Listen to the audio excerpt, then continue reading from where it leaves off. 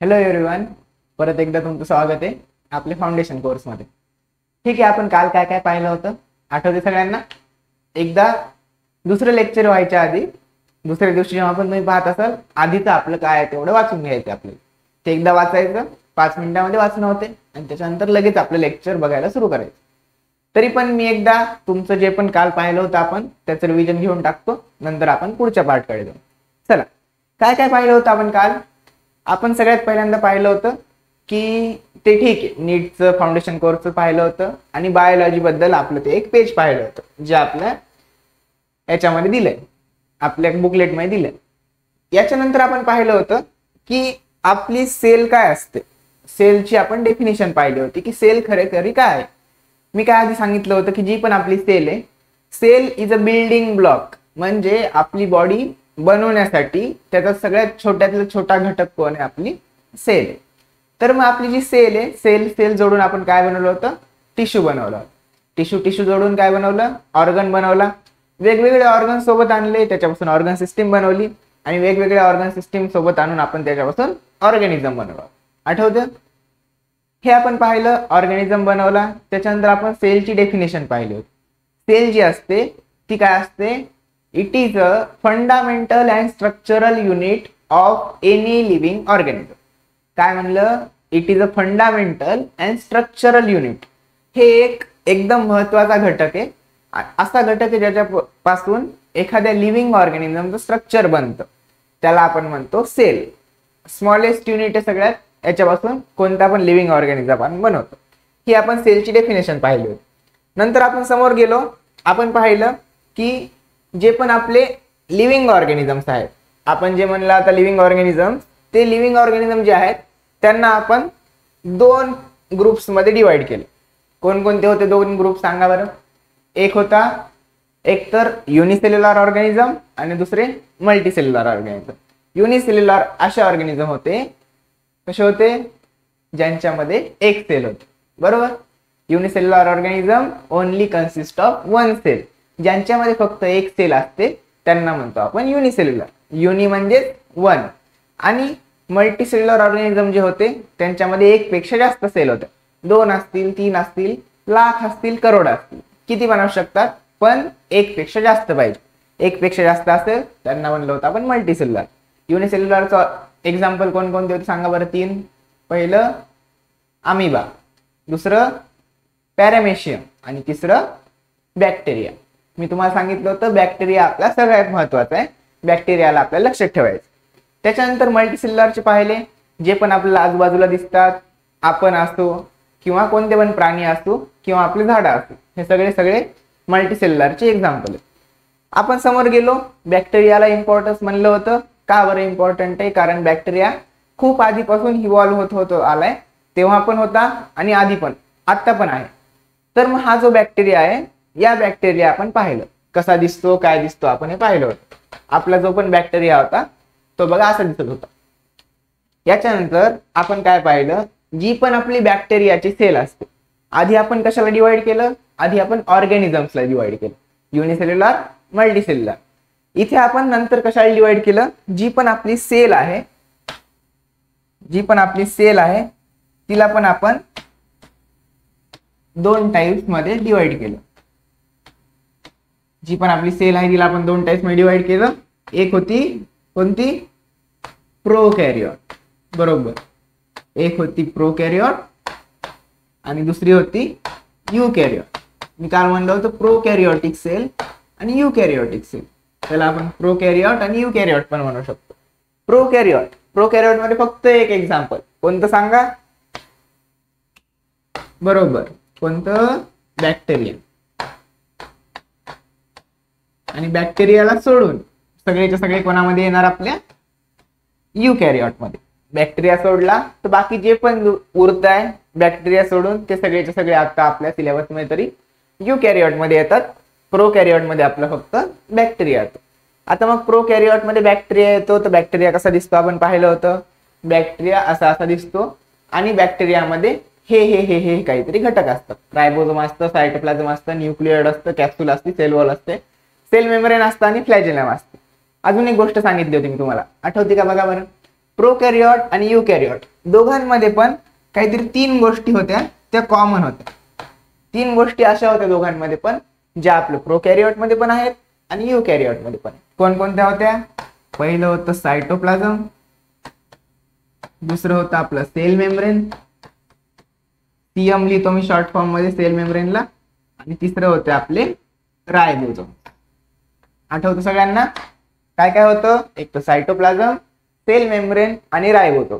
हे आपल्याला प्रोकॅरियोट मध्ये पण सापडतात आणि युकॅरियोट मध्ये पण सापडतात. हे आपण पाहिलं होतं. त्याच्यानंतर आपण समोर गेलो, त्याच्यानंतर आपण पाहिलं हे तर आपण दोघांमधल्या सिमिलॅरिटीज पाहिल्या की दोघांमध्ये काय साम्य आहे बाबा. प्रोकॅरियोट आणि युकॅरियोट मध्ये दोघांमध्ये सेम काय. त्याच्यानंतर आपण पाहिलं की दोघांमध्ये वेगवेगळापणा काय. प्रोकॅरियोट आणि युकॅरियोट मध्ये दोघांमध्ये वेगवेगळापणा काय. त्यासाठी आपण हा चार्ट पाहिला होता की काय. पहिली गोष्ट होती की युकॅरियोटिक सेल कशा आहेत? त्या मोठ्या आहेत, लार्जर आहेत, बिगर आहेत. पण प्रोकॅरियोटिक सेल आपल्या छोट्याशा असतात. जास्त मोठ्या असतात का? म्हणजे युकॅरियोटिक सेल एवढ्या असतात का? नाही. प्रोकॅरियोटिक सेल युकॅरियोटिक सेल पेक्षा छोट्या असतात. सेकंड पॉइंट आपण सोडून दिला होता, समोर बघू म्हणलं होतं. तिसरा पॉइंट आपला महत्वाचा होता, युकॅरियोटिक सेल मध्ये आपल्याला सापडतो म्हणलं होतं आपण न्यूक्लियस. काय सापडतो आपल्याला? न्यूक्लियस. आणि प्रोकॅरियोटिक सेल मध्ये आपल्याला कोण सापडत होता? सांगा लवकर. कोण होता? न्यूक्लिओइड. कोण होता? न्यूक्लिओइड. न्यूक्लियस आणि न्यूक्लिओइड. काय सांगितलं होतं मी? न्यूक्लिओइड जो आहे तो आपल्या न्यूक्लियसचा आधीचा पार्ट, म्हणजे न्यूक्लिओइड पासून आपला न्यूक्लियस बनलाय. न्यूक्लिओइड मध्ये काय झालं? न्यूक्लिओइड मध्ये चेंजेस होत गेले. न्यूक्लिओइड चेंज होत गेला आणि जसं जसं इव्हॉल्युशन झालं, जसे जसे वर्ष ओलांडत गेले, तसा न्यूक्लिओइड जो होता तो एका न्यूक्लियस मध्ये कॉम्प्लेक्स स्ट्रक्चर मध्ये बदलला. म्हणजे न्यूक्लिओइड जो आहे तो जुना आहे. कोणामध्ये सापडतो? बॅक्टेरियामध्ये. न्यूक्लियस जो आहे तो नवीन आहे, याच्यापासूनच बनलाय, पण तो कसा आहे? नवीन आहे. तो कोणामध्ये सापडतो? आपल्या युकॅरियोटिक सेल मध्ये. जे पण आपली युकॅरियोटिक असतील ऑर्गॅनिझम त्यांच्यामध्ये आपला न्यूक्लियस सापडतो. पुढे युकॅरियोटिक सेल मध्ये काय म्हणलं आपण? मायटोकॉन्ड्रिया आणि प्लास्टिड सापडतात. वाटलंच तर तुम्ही तिथेच लिहून घ्या एक पॉइंट याच्या खाली. युकॅरियोटिक सेल मध्ये काय असतात? Membrane bound cell organism.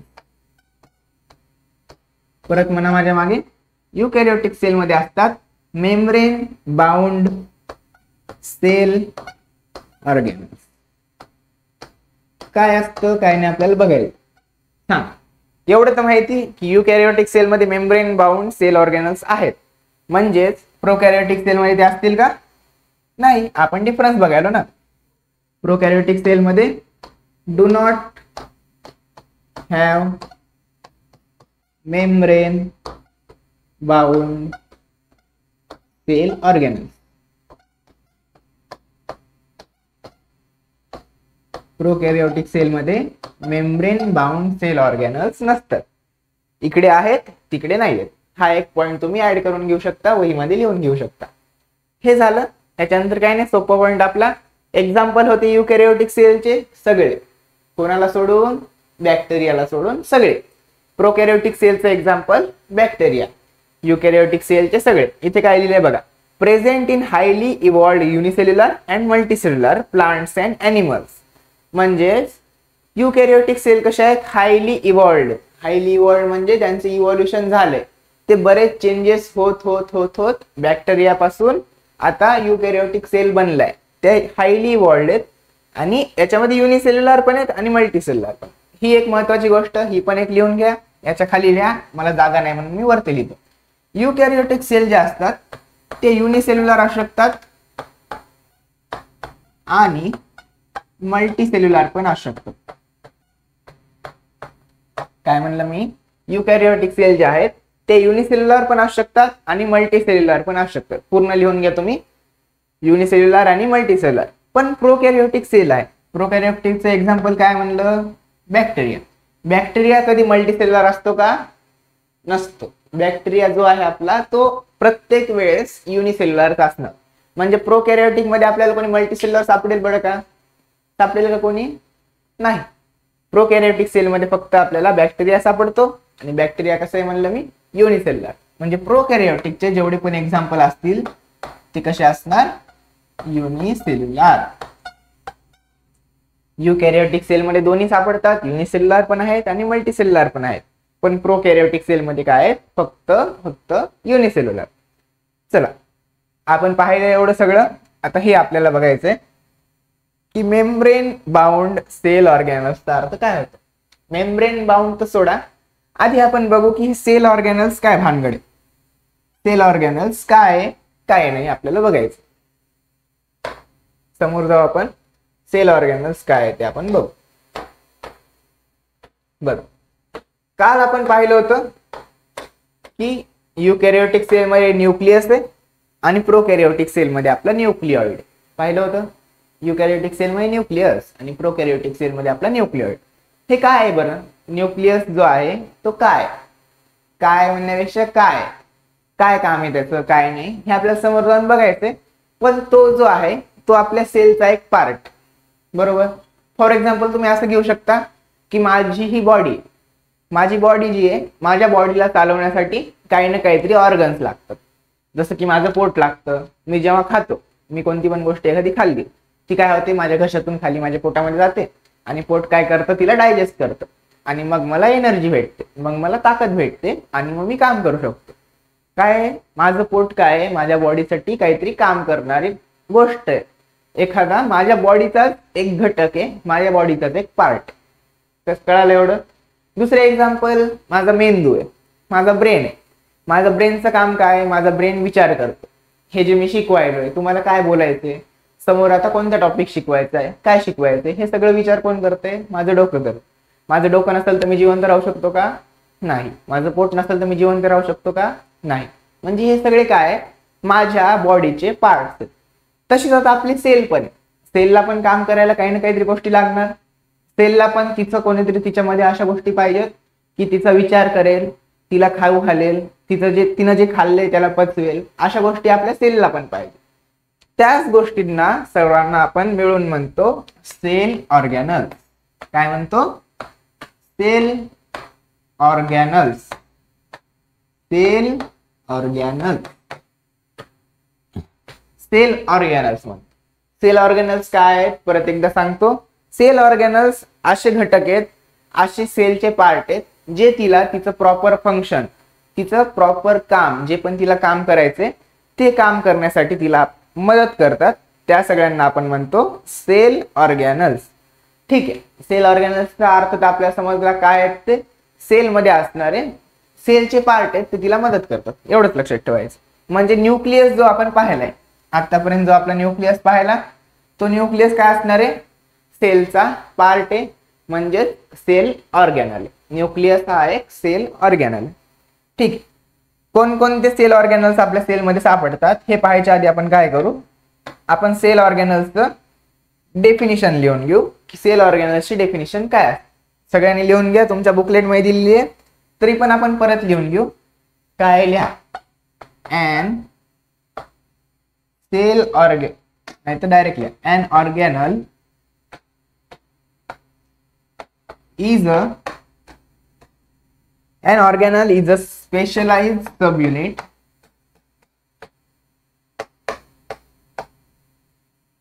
an organelle is a specialized subunit having specific function within the cell.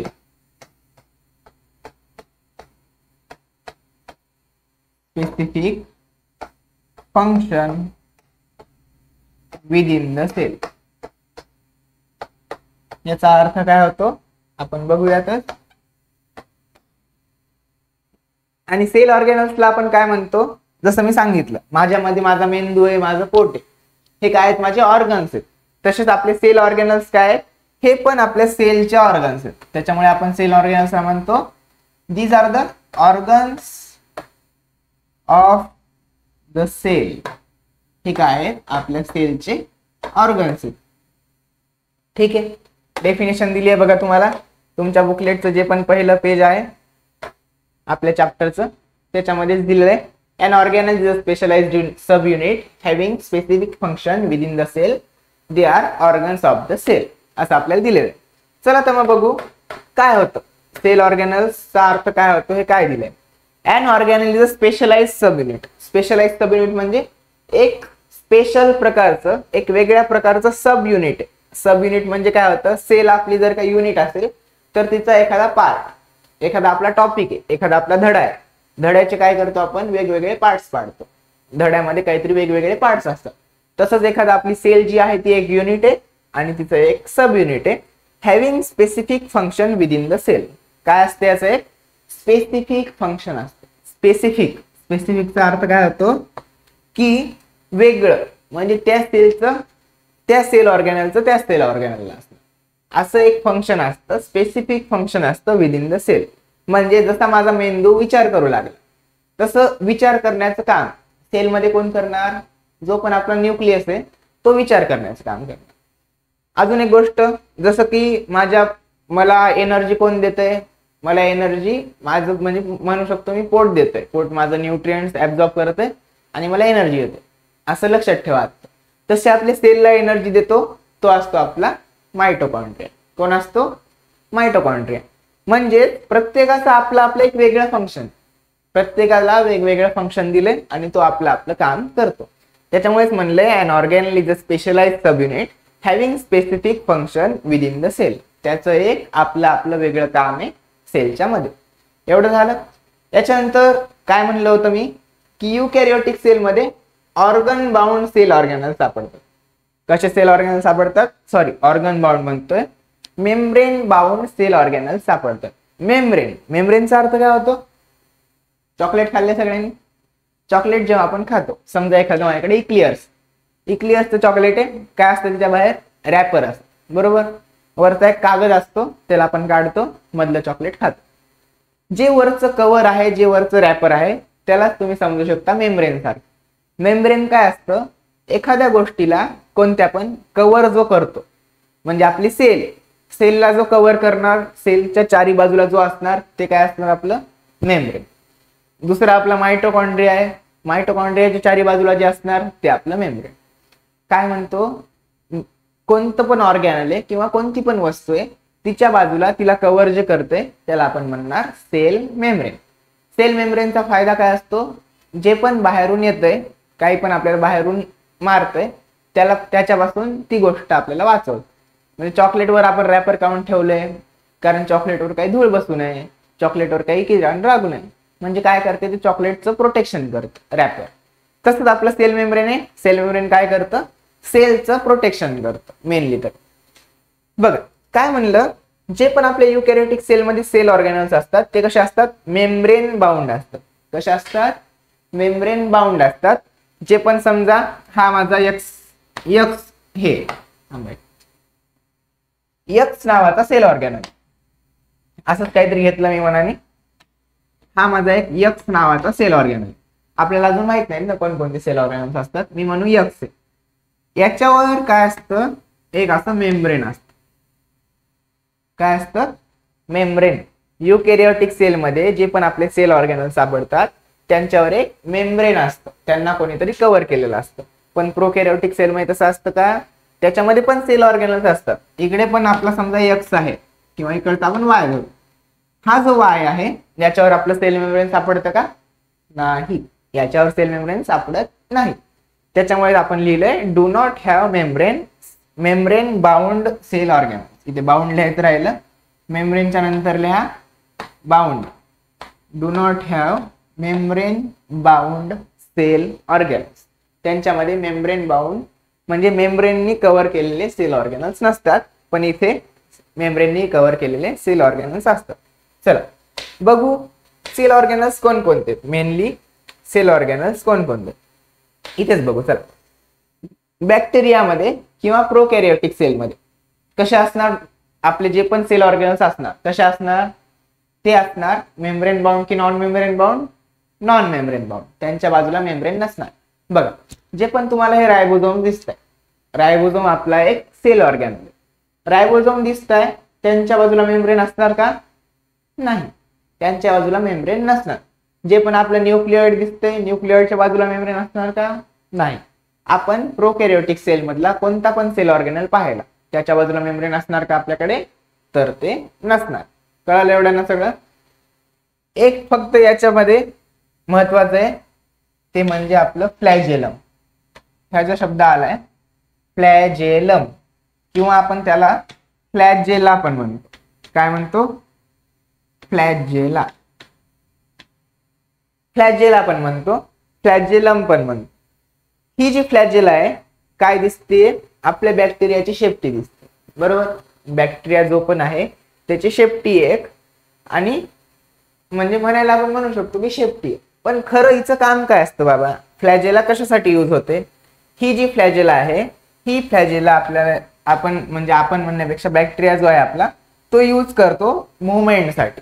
कशासाठी यूज करतो, मुवमेंटसाठी.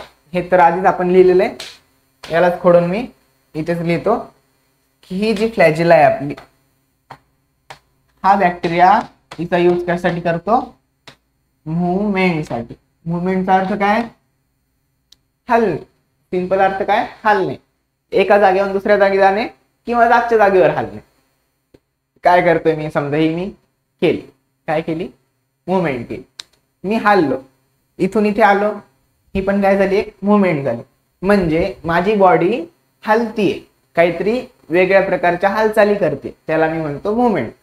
आता माझ्यामध्ये हलण्यासाठी तर बऱ्याच काही गोष्टी आहेत, पण आता आपल्या बॅक्टेरियाला हलायचं. बॅक्टेरियाला समजा हा माझा इथे बॅक्टेरिया आहे, आणि बॅक्टेरियाला समजा इथे काहीतरी चॉकलेट ठेवले. आता बॅक्टेरियाचं चॉकलेट म्हणजे काहीतरी समजा, म्हणजे बॅक्टेरियाला खायचंय काहीतरी. आता बॅक्टेरियाला इथून इथे जायचं, कसं जाणार तो, त्याच्याकडे आहे का काही हातपाय आहेत का त्याच्याकडे, की असं पोहत पोहत पोहत पोहत गेला आहे का, नाही ना. मग जी फ्लॅजेला आहे आपली, ती फ्लॅजेला बॅक्टेरियाला इथून तिथे नेण्यासाठी मदत करते. कसं बरं, ही जी फ्लॅजेला आहे ती अशी अशी अशी अशी गोल गोल गोल गोल गोल गोल फिरते, आणि गोल गोल गोल गोल फिरल्यामुळे काय होतं, बॅक्टेरिया आपला समोर समोर समोर जातो. गोल गोल गोल गोल ती फिरणार, बॅक्टेरिया असं असं असं समोर जाणार, आणि त्याला जे पण खायचंय तो ते खाऊन घेणार. कळालं, सोपं आहे. फ्लॅजेला काय करते, बॅक्टेरियाला आपल्या मुवमेंटसाठी मदत करते, त्याच्या हालचालीसाठी मदत करते. एवढंच. हे तर झालं आपलं फ्लॅजेला बद्दल. आणि इथे संपतो आपला प्रोकॅरियोटिक सेलचा बऱ्याच सारा पार्ट. प्रोकॅरियोटिक सेल मध्ये जेवढं पण आपल्याला बघायचं होतं तेवढे ते संपले. बाकीच्या छोट्या छोट्या छोट्या छोट्या ज्या गोष्टी आहेत, सेल वॉल काय आहे, सेल मेम्ब्रेन कसं असतं, रायबोझोम कशा असतात, न्यूक्लिओइड कसा असतो, डीएनए काय आहे, हे आपल्याला हळूहळू हळूहळू जेव्हा आपण समोर जाऊ तेव्हा आपल्याला बघत जायचं. चला तर मग समोर जाऊ आपण.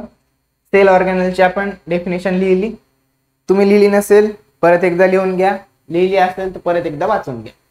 An organelle is a specialized subunit having specific function within the cell. आणि त्याच्यामुळे आपण सेल ऑर्गॅनलला काय म्हणलं, these are the organs of the cell. चालते. तर मग आता आपल्याला जायचं एका सेल ऑर्गॅनलकडे, की युकॅरियोटिक सेल मध्ये कोणता सेल ऑर्गॅनल आहे आणि प्रोकॅरियोटिक सेल मध्ये कोणता सेल ऑर्गॅनल आहे. एक एक एक एक एक एक आपण बघत जाऊ, हळूहळू हळूहळू समोर जाऊ. स्टार्टिंगला काय करू आपण, जे पण असे सेल ऑर्गॅनल्स आहेत किंवा असे गोष्टी आहेत ज्या दोन्ही मध्ये पण आहेत, प्रोकॅरियोटिक सेल मध्ये पण आहेत आणि युकॅरियोटिक सेल मध्ये पण आहेत, त्यांना आधी बघून घेऊ आपण. त्याच्यानंतर आपण युकॅरियोटिकच्या फक्त आणि प्रोकॅरियोटिक त्यांच्याकडे जाऊ. सांगा मला, प्रोकॅरियोटिक आणि युकॅरियोटिक सेल दोघांमध्ये असणाऱ्या गोष्टी कोणकोणत्या. 3 होत्या, आठवतं, आता सांगितलं. पहिली सायटोप्लाझम, दुसरी सेल मेम्ब्रेन, आणि तिसरा रायबोझोम. सायटोप्लाझम, सेल मेम्ब्रेन आणि रायबोझोम. एक एक एक एक गोष्ट आपल्याला बघत जायची काय काय असतं. चला सगळ्यांनी हेडिंग टाका बरं. Cytoplasm, cytoplasm.